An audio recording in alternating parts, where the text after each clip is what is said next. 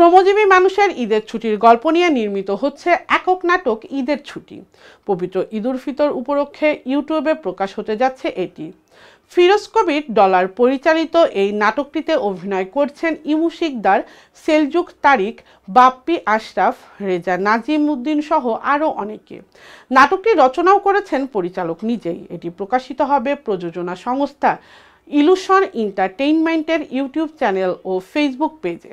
নাটকে দেখা যাবে ইমু শিকদার, সেলজুক তারিক ও বাপ্পি আশরাফ সবাই গার্মেন্টস কর্মী। তাদের নিত্যদিনের ঘটনা প্রবাহের ভেতর দিয়ে এগিয়ে যায় গল্প। দেখতে দেখতে আসে ঈদ।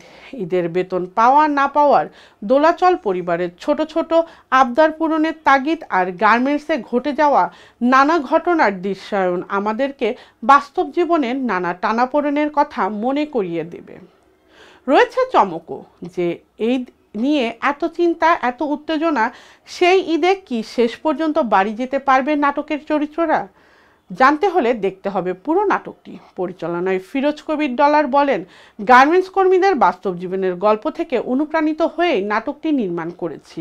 প্রত্যেক আর্টিস্টই তাদের সেরাটা দেওয়ার চেষ্টা করেছেন। আমি আমার প্রযোজক ও টিমের প্রতি কৃতজ্ঞ।